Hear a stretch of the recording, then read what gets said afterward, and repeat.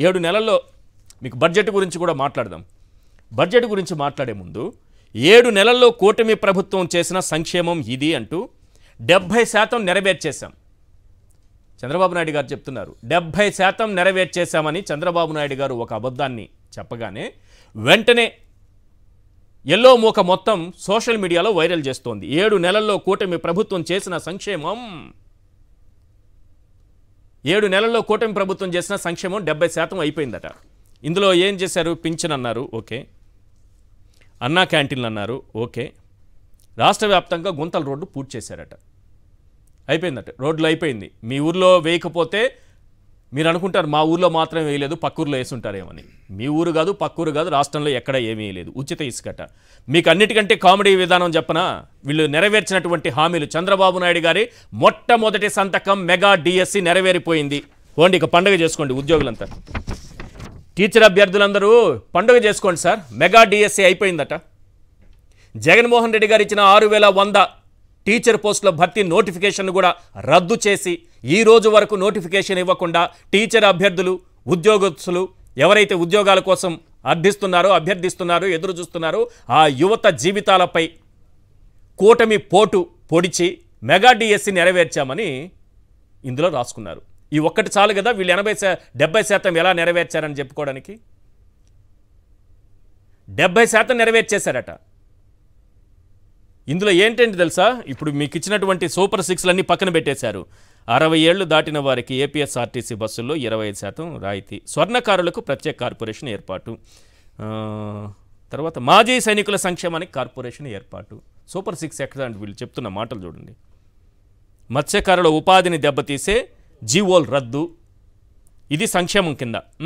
చేనేత కార్మికులకు GST reimbursement అమలు చేస్తారట, అంటే నిర్ణయం తీసుకున్నారట. సబ్సిడీపై నిత్యావసరాలు అంట.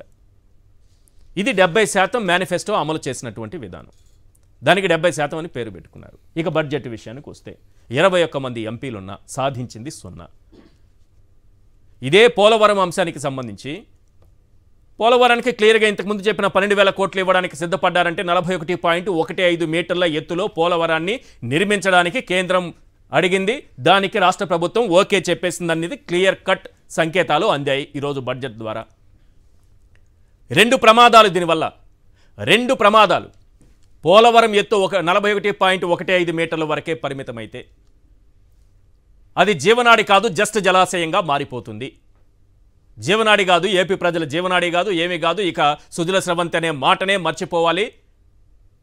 అలాగే విద్యుత్ కేంద్రం, విద్యుత్ ఉత్పత్తి కేంద్రాన్ని కూడా మనం మర్చిపోవాలి. జల విద్యుత్ కేంద్రం, ఈ రెండింటినీ మర్చిపోవాలి. 41.15 మీటర్లకి పరిమితం చేశారు కాబట్టి ఇక అది జీవనాడి కాదు, జస్ట్ జలాశయంగా మిగిలిపోతుంది. దీనికి తోడు గోదావరి నీళ్లు బనకచెర్ల, పోలవరం నుంచి గోదావరి టు బనకచెర్ల. చంద్రబాబు నాయుడు గారు చెప్పారు కదా బనకచెర్లకు గోదావరి నీళ్ళు తీసుకెళ్తామని. అలా తీసుకెళ్లాలంటే పోలవరంలో నీళ్లు 42 మీటర్ల వద్ద ఉండాలి. అలా ఉంటేనే సాధ్యమవుతుంది. అంటే చంద్రబాబు నాయుడు గారు తెచ్చినటువంటి గోదావరి బనకచెర్ల, పోలవరం టు బనకచెర్ల ఈ పథకం కూడా వాళ్లే ఉరేసి చంపేసినట్టు అయింది. 41.15 మీటర్లకే పరిమితమైతే 42 మీటర్లు ఉంటే కానీ బనకచెర్లకు నీళ్లు తీసుకెళ్లలేం. ఇందులో క్లియర్గా కేంద్ర ప్రభుత్వానికి రాసినటువంటి పంపినటువంటి ప్రతిపాదనలో చాలా క్లియర్గా చెప్పుకొచ్చారు. ఇప్పుడు మన చేత్తో మనమే ఉరేసేటటువంటి పరిస్థితి వచ్చింది. 41.15 మీటర్లకు పరిమితం చేస్తే 42 మీటర్ల దగ్గర ఉంటేనే బనకచెర్ల క్రాస్ రెగ్యులేటర్కు గోదావరి జలాలను తరలిస్తామంటూ కేంద్ర జలశక్తి శాఖకు రాష్ట్ర ప్రభుత్వం పంపిన ప్రతిపాదన ఇక్కడ ఉంటుంది. ఒకసారి చూపించండి ప్రతిపాదన, ఒకసారి చూపించండి. ఇంగ్లీష్లో ఉన్నది చూపించండి. Yes, to provide 38,000 cusecs discharge at the start point of right main canal with an FSL around 42 meters. 42 మీటర్ల ఎత్తు ఉంటేనే బనకచెర్ల క్రాస్ రెగ్యులేటర్కు గోదావరి జలాలు తరలించవచ్చు. మరి 41.15 మీటర్ల ఎత్తు వరకే నీటిని నిల్వ చేసేలా పోలవరం ప్రాజెక్టును పూర్తి చేసేందుకు నిధులు ఇస్తామంటూ రాష్ట్ర ప్రభుత్వానికి కేంద్రం రాసిన లేఖ ఈరోజు ఆమోదించినటువంటి బడ్జెట్ సందర్భంగా ఆమోదించినటువంటి నిధులు. అంటే ఇటు జలాశయానికి మనం జీవనాడిని చిన్నపాటి జలాశయంగా మార్చేసి దానికి ఊరేసాము. ఏదైతే మనం గోదావరి జలాలు బనకచెర్ల పోలవరం నుంచి అని అన్నామే అది కూడా మనమే ఊరేసినట్టుగా అయిపోతుంది.